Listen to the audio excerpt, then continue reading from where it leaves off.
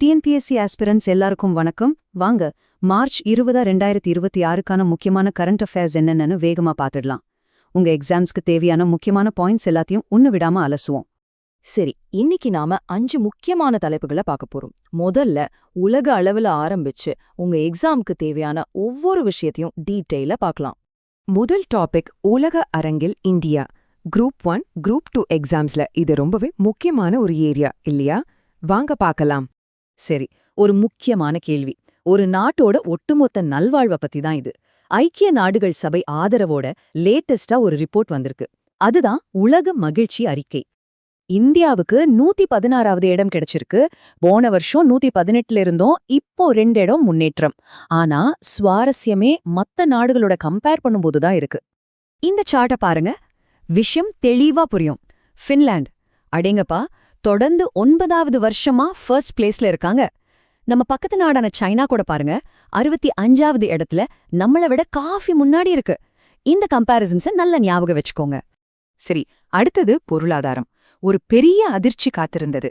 Global மார்க்கெட்ல கச்சா எண்ணெய் விலை திடீர்னு ஒரு பேரலுக்கு $114 வரைக்கும் போயிடுச்சு. இதனால நம்ம பிஎஸ்சி சென்செக்ஸ் ஒரே நாள்ல கிட்டத்தட்ட 2300 பாயிண்ட்ஸ் சரிஞ்சிருக்கு. இது 2024க்கு அப்புறம் நடந்த மிகப்பெரிய வீழ்ச்சி. அடுத்து நம்ம பார்க்க போறது அரசாங்கத்தோட முக்கிய திட்டங்கள்.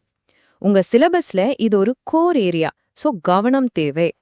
இங்க ஒரு 3 முக்கியமான அப்டேட்ஸ் இருக்கு. முதல்ல, தமிழ்நாட்டுல 2 குழந்தைங்க இருக்கிற அரசு ஊழியர்களுக்கு 3வது குழந்தைக்கு இனி 12 வார சம்பளத்தோட மகப்பேறு விடுப்பு கிடைக்கும். அடுத்து, பூ ஆதார திட்டம், அதாவது நிலத்துக்கான ஆதார் மாதிரி. இதை அமல்படுத்துற 29வது மாநிலமா டெல்லி வந்திருக்கு.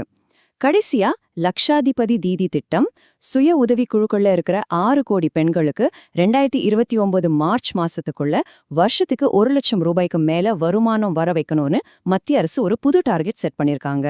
இந்த நம்பர்ஸ் எல்லாம் ரொம்ப முக்கியம், நோட் பண்ணிக்கோங்க. சூப்பர்.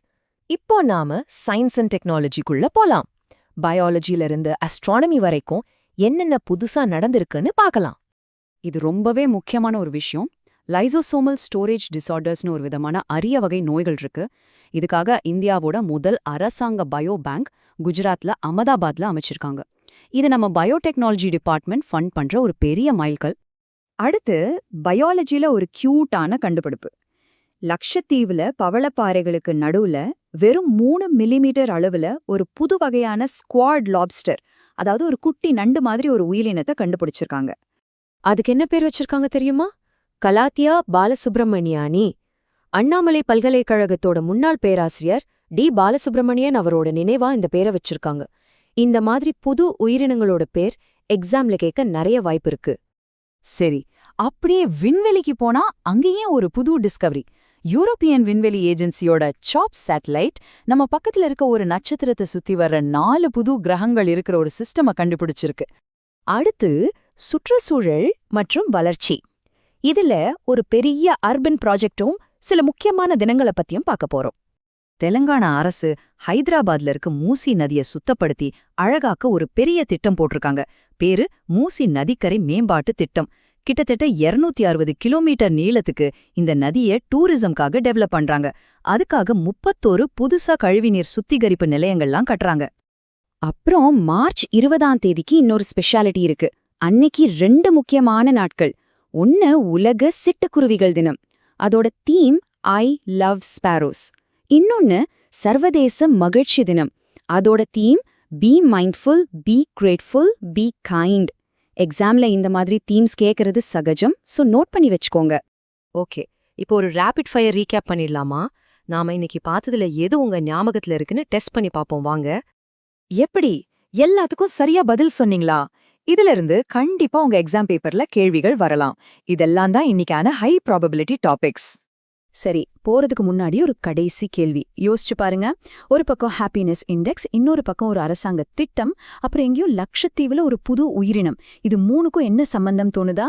ஆனா ஒரு எக்ஸாமினர் உங்க அனலிட்டிக்கல் ஸ்கில்ஸை டெஸ்ட் பண்ண இது எல்லாத்தையும் சேர்த்து ஒரே கேள்வியா எப்படி உருவாக்கலாம்னு யோசிங்க. அதுதான் உங்களுக்கான சேலஞ்ச். இதோட இன்னைக்கான இந்த கண்ணோட்டம் முடியுது. தொடர்ந்து நல்லா படி.